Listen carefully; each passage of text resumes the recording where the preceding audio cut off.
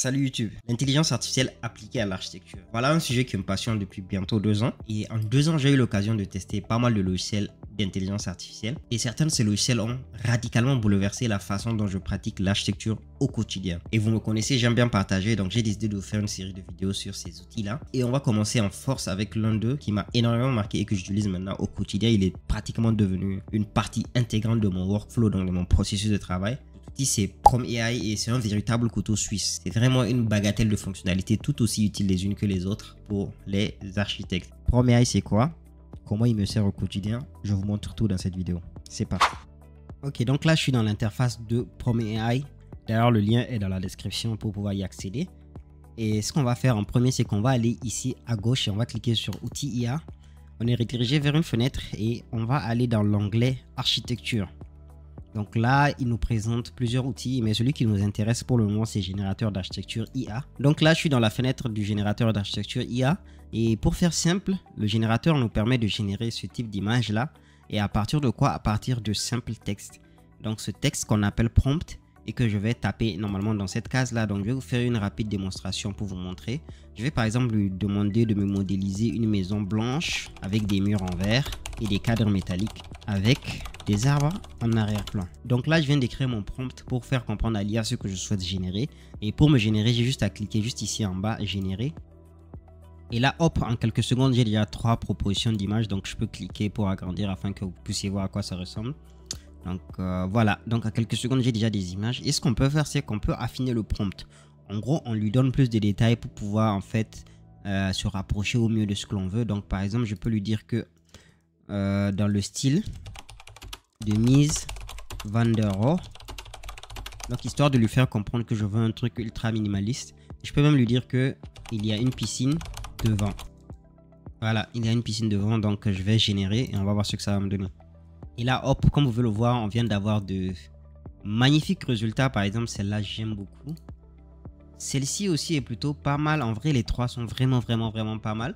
Et vous voyez, en quelques secondes, là, j'ai déjà des propositions. Si, par exemple, mon objectif de base était de faire un projet dans ce style-là, ça me donne déjà quelque chose d'inspiration pour débuter. Donc, c'est vraiment plutôt pas mal comme outil lorsqu'il s'agit de la phase de préconception. En plus, il est possible de personnaliser encore plus les résultats. Par exemple, en venant dans cette option ratio, ça nous permet en fait de changer l'aspect, le format de l'image. Par exemple, moi, je voudrais une image qui est plutôt dans le style paysage. Donc, ce que je vais faire, c'est que je vais venir cliquer ici sur le format 16:9 et je vais cliquer sur générer.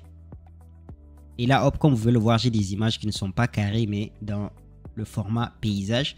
Et voilà, donc si vous voulez customiser le ratio de votre image, c'est très facile avec PromAI. Mais ce n'est pas tout ce qu'on peut personnaliser. On peut aussi venir ici dans l'option scène. Et on peut voir qu'on a déjà 3 onglets type de bâtiment, style architectural et environnement. Donc là, c'est sur bâtiment par défaut. J'aurais dû le changer au début pour venir dans villa ou bien bâtiment résidentiel. Et là, dans style architectural, on a les différents styles. Donc là, comme je l'ai déjà précisé que je veux dans le style de Mies van der Rohe. Donc c'est un style minimaliste par défaut. Donc normalement, je n'ai pas besoin de lui préciser cela. Mais si ce n'était pas le cas, je serais juste venu ici et je lui aurais précisé mon style. Et là, ce qui est pas mal, c'est dans environnement. On peut par exemple lui spécifier l'ambiance de la scène que l'on recherche. Par exemple, on peut faire en automne, quand il pleut, en hiver, donc avec la neige. Mais ce que je vais faire, c'est que je vais venir par exemple cliquer sur nuit et crépuscule parce que je voudrais avoir des images où par exemple l'intérieur il est éclairé pour pouvoir voir à peu près ce que ça donnerait en fait de nuit.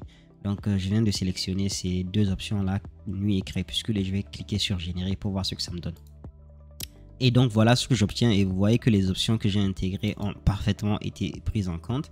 Donc là, hop, l'intérieur est éclairé. Donc j'aurais pu directement l'intégrer dans le texte du prompt, mais du coup là, avec les options, ça permet de ne pas surcharger le prompt et de mettre, voilà, on va dire des attributs qui vont guider la génération de notre image. Donc voilà, le générateur d'architecture IA, il est franchement super pour la phase de préconception. C'est généralement quelque chose que l'on faisait avant avec Pinterest pour chercher l'inspiration pour un projet. Mais du coup, là, on n'a plus vraiment besoin d'utiliser Pinterest. On peut générer exactement plus ou moins ce que l'on souhaite, ce qui nous donne une bonne base en fait pour débuter le projet. Donc voilà, générateur d'architecture IA, il est vraiment super. Et ce n'est là qu'un des outils. Je vais m'empresser de vous présenter le second. Alors, petite pause dans cette vidéo parce que j'ai une bonne nouvelle pour vous. Au moment où je préparais cette vidéo, j'ai reçu un mail de nul autre que Prom AI eux-mêmes. Heureuse coïncidence, franchement, moi j'étais choqué quand j'ai reçu l'email. Et du coup, je leur ai demandé si c'était possible d'avoir des codes en fait pour mon audience, donc pour vous, afin que vous puissiez tester la plateforme vous-même. Du coup, ils ont accepté et donc j'ai reçu un code que je peux partager avec vous. Donc c'est ARC9 et qui vous permet d'avoir 20 crédits. 20 crédits qui vous donnent droit à peu près à une génération de 200 images. Donc c'est vraiment énorme, merci à eux. Donc ARC9. Et du coup, je vais vous mettre un lien en description sur lequel vous pouvez cliquer et qui vous ramènera vers la page où vous pourrez rentrer le code. Et du coup, vous aurez droit à vos 20 crédits. Merci à Prom AI. Sur ce, on retourne dans la vidéo. Ok, le second outil que je vais vous montrer, il est tout aussi génial. C'est effacer et remplacer. Donc voilà, effacer et remplacer, c'est un peu Photoshop, mais boosté à l'intelligence artificielle. Je vais vous faire une petite démonstration avec un rendu que j'ai réalisé moi-même. Donc c'est un outil qui permet tout simplement de faire des retouches à l'aide de l'intelligence artificielle. Vous pouvez retoucher des images que vous avez créées avec Prom AI, mais vous pouvez aussi importer vos propres rendus que vous avez réalisés et que vous voulez retoucher dans Prom AI. Et c'est exactement ce que je vais faire. Je vais importer un rendu que j'ai fait avec D5 Render et je vais vous montrer le rendu. Donc il est là, voici le rendu réalisé avec D5 Render et je vais l'importer dans Prom AI. Et hop, voilà, donc j'ai mon image qui est là dans Prom AI. Donc ce que je vais faire, disons que par exemple je trouve que voilà, le ciel il est un peu trop clair, un peu trop dégagé et que je voudrais y rajouter des nuages. Et donc là, quand on vient à gauche, on voit que l'on a trois options: Replace qui veut dire remplacer, Remove qui veut dire retirer, Retouch qui veut dire en gros retoucher, Recolor qui veut dire recolorier. Et ce que je vais faire, c'est que je vais prendre cet outil là qui s'appelle Replace. Donc je veux remplacer par exemple le ciel là par un ciel un peu plus nuageux. Donc ce que je vais faire, c'est que je vais venir juste en bas et je vais faire ce qu'on appelle de line painting. Donc je vais peindre en gros la surface que je souhaite retoucher. Donc ce que je vais faire, c'est que je vais prendre une bonne partie du ciel là. Donc là, je trouve que j'ai un peu débordé sur la structure, donc je vais retirer le débordement là. Donc voilà, j'ai sélectionné en gros la partie que je souhaite retoucher. Et donc ce que je vais faire, c'est que je vais venir ici dans la case des prompts et je vais taper par exemple nuage. Je voudrais y mettre des nuages et je vais cliquer sur générer.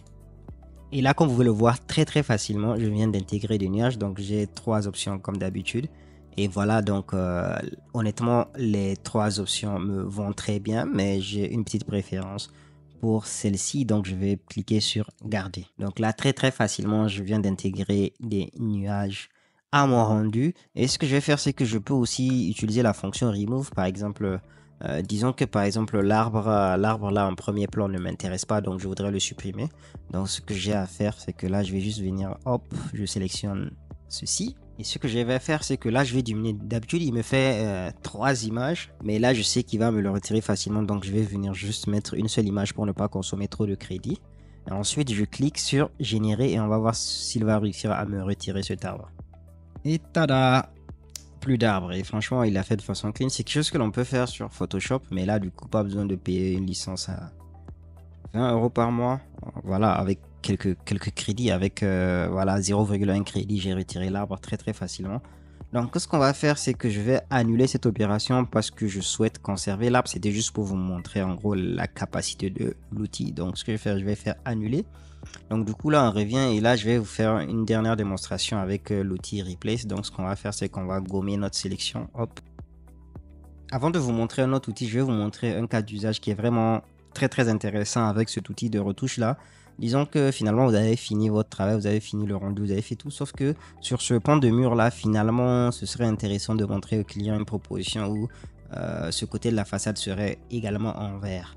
Donc en temps normal, vous serez reparti sur votre modèle 3D, vous aurez refait, on va faire la 3D et puis on va revenir faire le rendu et tout, c'est très chronophage. Alors que là, avec cet outil là, vous pouvez tout simplement venir sélectionner l'outil Replace. Ensuite, vous venez par exemple, vous prenez cette baguette magique là, sélection automatique.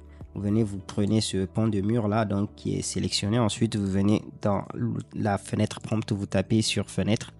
Et vous lancez le rendu, vous allez voir que très facilement il va retoucher ce pan du mur là et puis vous ajoutez la fenêtre. Et voilà le travail. Voici comment en quelques clics vous venez de vous épargner plusieurs heures de travail. Et là j'ai les trois propositions. Donc s'il y en a une qui m'intéresse en particulier, celle-là par exemple, je pourrais la garder. Et si je n'ai toujours pas trouvé de résultat satisfaisant, je peux toujours générer jusqu'à trouver le résultat qui m'intéresse. Donc voici comment en quelques secondes avec un outil franchement sympathique, il est possible de faire des retouches très rapidement. Et par exemple, cette image là que je viens de retoucher, je peux même faire un mini clip vidéo avec, et c'est le prochain outil que je vais vous montrer. Il est franchement génial, il permet de gagner pas mal de temps et avoir de mini clips très rapidement. Donc je vais prendre cette image là et je vais l'envoyer dans l'outil. Cet outil c'est tout simplement image en vidéo, donc je vais venir outil IA, je vais sélectionner image en vidéo.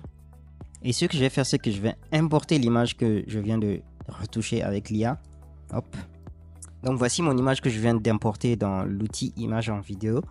J'ai toujours ma fenêtre de prompt, donc je peux taper, je peux dire par exemple feuille qui bouge au gré du vent, nuage en déplacement, pour lui préciser ce que je souhaite, on va dire l'animation que je souhaite avoir, et là l'intensité du mouvement je peux la laisser à 80 et je vais faire générer. Et voilà, j'ai ma petite vidéo qui a été générée, donc je peux cliquer pour voir ce que ça donne. Et hop, j'ai ma petite animation plutôt sympathique, comme vous pouvez le voir, il y a les nuages qui circulent. Bon, je m'attendais pas à ce qu'ils circulent dans ce sens, mais ouais, c'est plutôt pas mal. Ensuite, voilà, il y a les petites feuilles, voilà. Donc voilà une petite animation vite fait qui paye pas de mine, mais voilà, qui est plutôt sympathique. Le dernier outil que je vais vous présenter, c'est rendu de croquis. Rendu de croquis, je trouve que le titre, il est déjà assez explicite, mais du coup, je vais juste me contenter de vous faire une démonstration.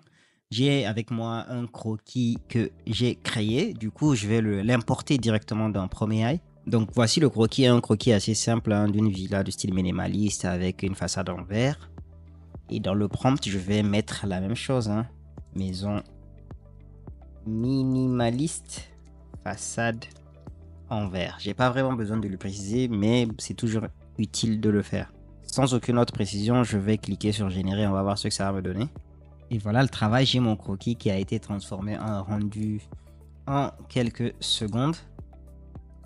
Bien sûr, comme avec la génération d'images, il est possible de paramétrer un peu le style attendu. Et la scène également. Donc par exemple, je peux venir ici, architecture, je lui précise que c'est une villa ou un bâtiment résidentiel. Mais le truc le plus intéressant, c'est qu'en fait, vous pouvez mettre une image de référence.